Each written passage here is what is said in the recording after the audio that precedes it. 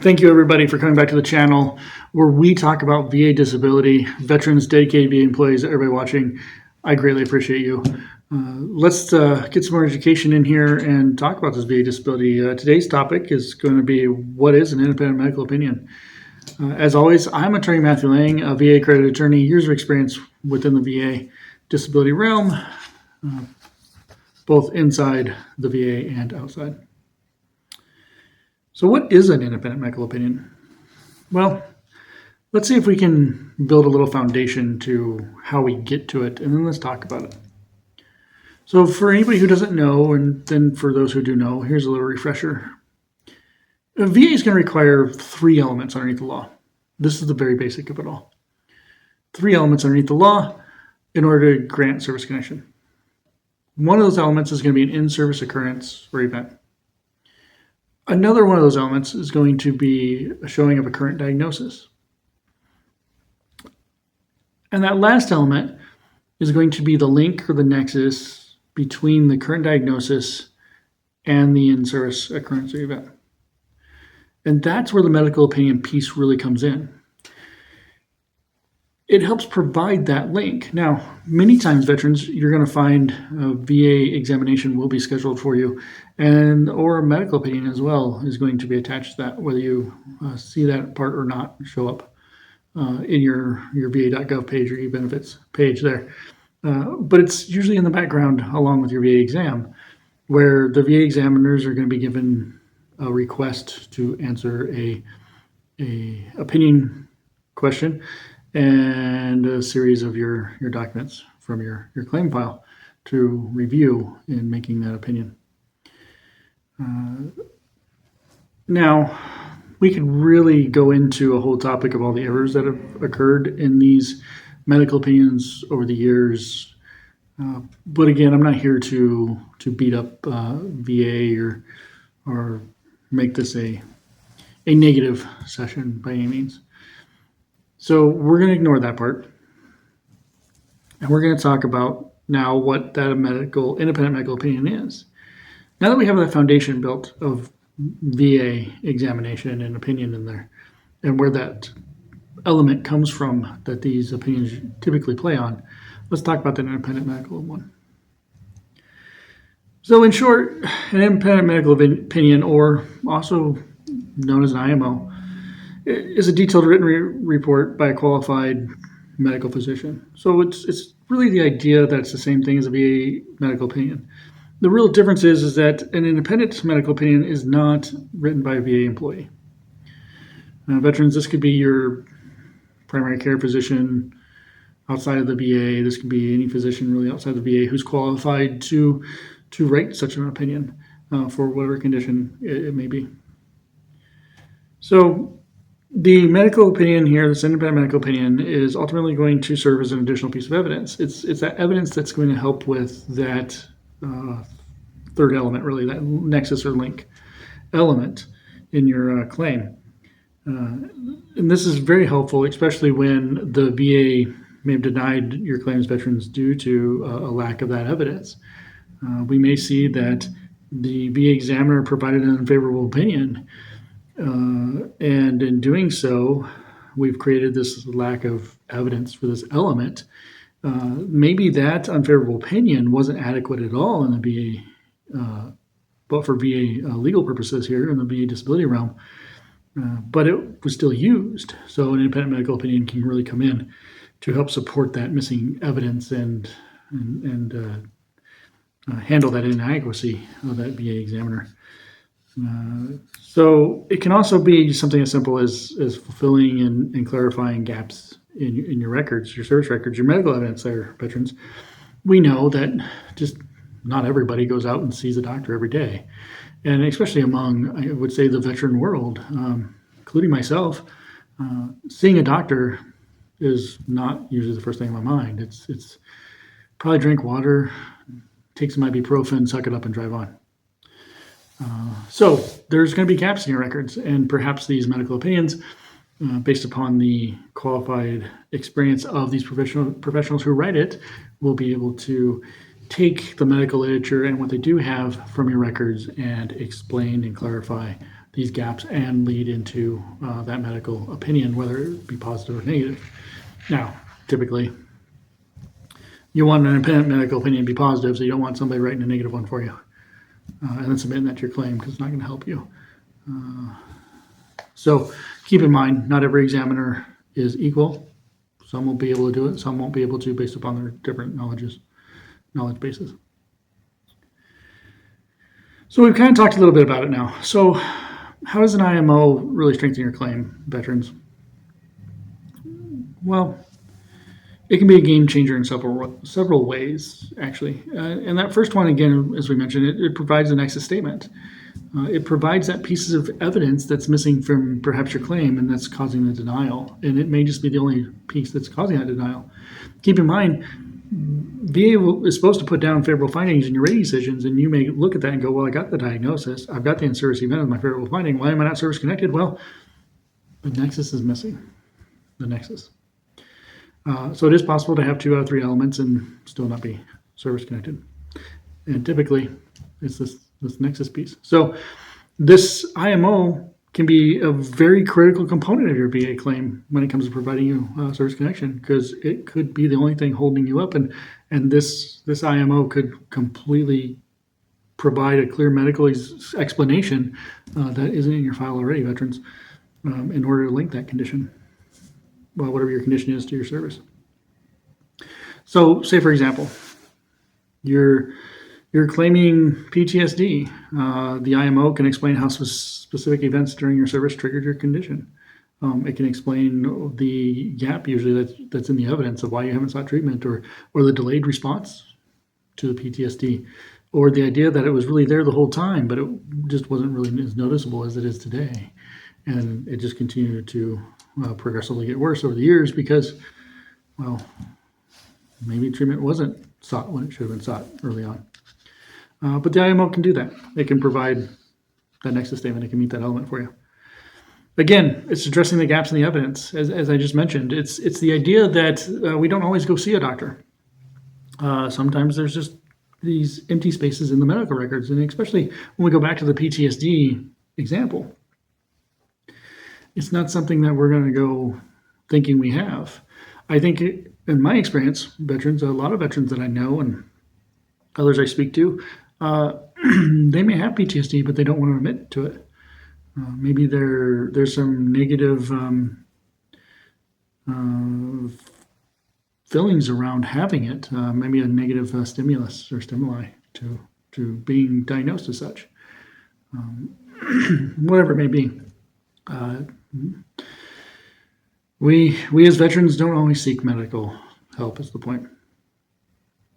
So the gaps can be addressed in this nexus here. It can help give history, symptoms, and help address even other available records in order to provide that statement that's needed for your claim.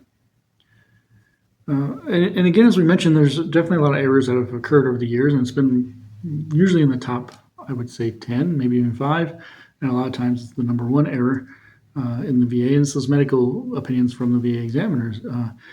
They just don't tend to get it right, and we're not going to bash on that, but when they don't get it right, these independent medical opinions, honestly, veterans, can help challenge that VA medical opinion, especially those unfavorable ones, and provide a second opinion that can go, hey, well, here's how we view the evidence, and perhaps this opinion here, IMO, becomes actually more adequate or adequate while the VA exam is inadequate, and actually would weigh more than the VA exam because the VA exam is missing something. So it can definitely do that. It can challenge those VA opinions. And I do see that in practice. I do my best not to challenge those opinions outside of the VA as much. I try to give the VA examiners an opportunity to correct their inadequacies, but sometimes we have to go outside to an independent medical provider and get that independent IMO in order to clarify what we're not getting from the VA examiners. So it can definitely do that. The IMO can also help demonstrate the full extent, veterans, of your condition's impact, your potential leading you to a higher evaluation.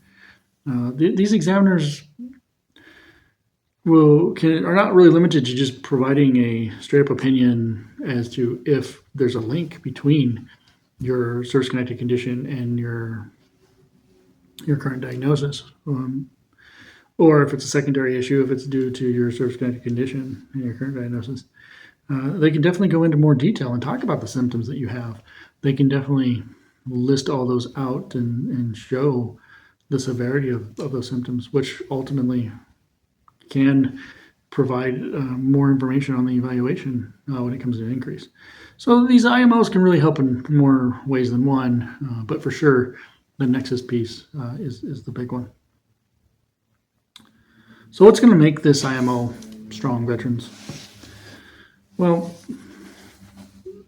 there should be a detailed review of records. So veterans, you're going to want to make sure that the examiner or this physician for this IMO has enough information to be informed. Copies of medical records, whether it be from VA, other private facilities, maybe copies of certain VA records, the denials, maybe even some of those VA examinations in there, whatever the examiners may ask you for, that they need to be informed. Maybe even additional buddy statements, your personal statements, whatever it may be. But they're going to review all these relevant records, or they should, including, again, service records, medical records, statements, other VA decisions, so forth. They're going to write about that in there, and then they should be, and that's what's going to help make that strong, because the VA should be doing the same thing.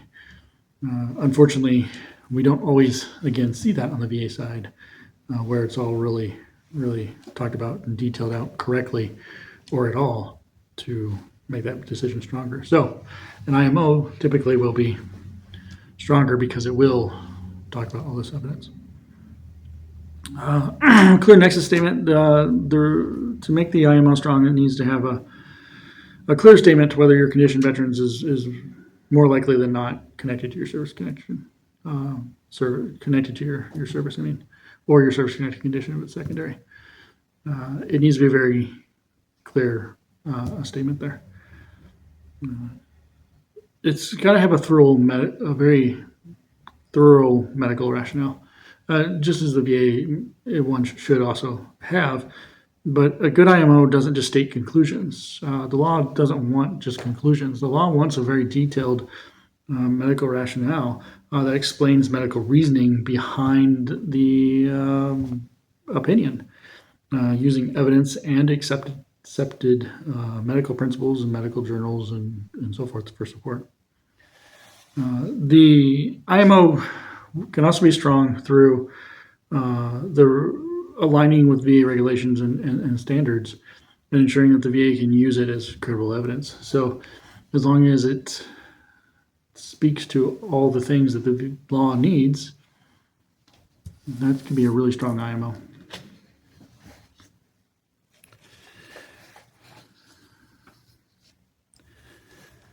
Now, veterans, there's a bunch of qualified providers out there. How you find them, you can definitely look for specialists that are experienced in the VA claims process. For example, a psychologist or a psychiatrist for your mental health claims, maybe an orthopedic specialist for joint-related conditions.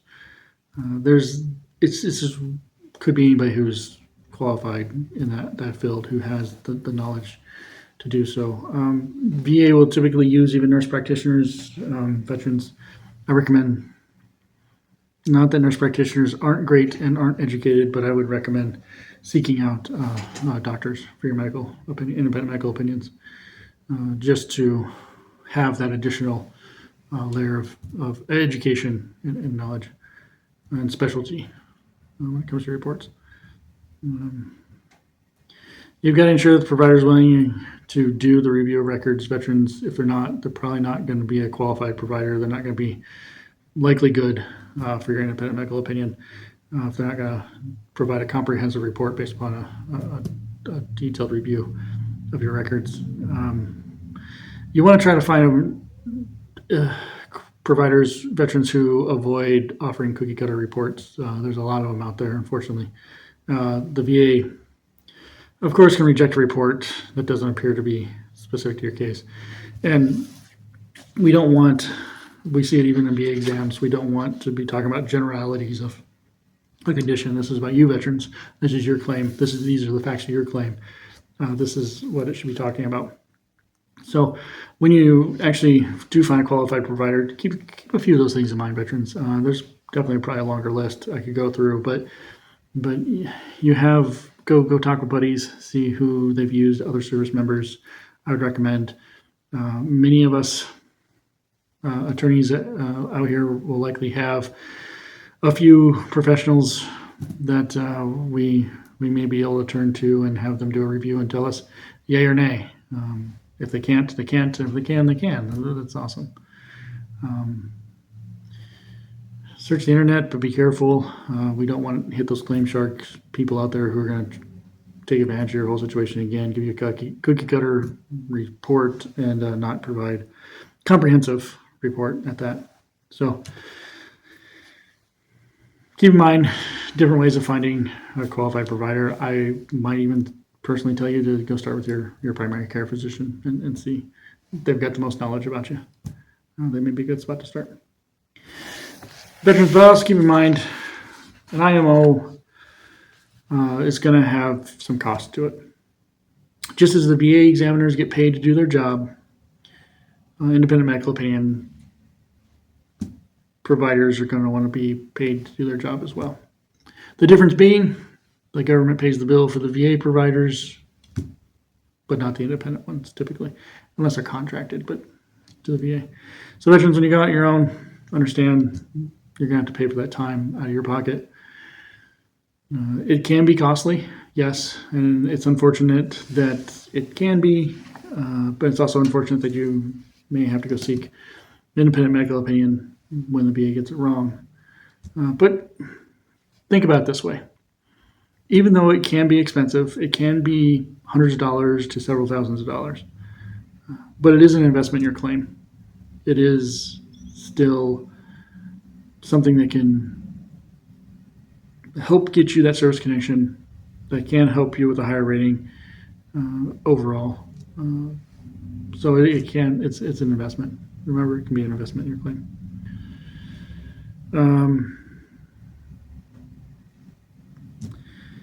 So veterans, to sum it up, everybody watching, independent medical opinion and IMO, it can be a very powerful tool in your claim. It's one that even I will turn to when the VA gets it wrong in order to use it to support the evidence in your claim. It's a method that I win with quite often. Maybe not at the VA level, but I would say 90% of the time, if not more, at the Board of Veterans Appeals level, because we got judges and lawyers there who read through everything and work with me on the law a little bit better. But do they get it wrong too? And if they do, well, we got the Court of Appeals, Veterans Appeals above them. The IMO is a statement that provides an objective, detailed, professional perspective that can, again, strengthen your case there, veterans.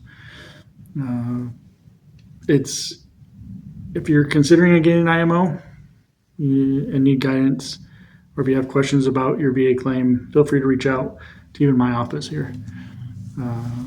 veteranlang.com. Get a case evaluation.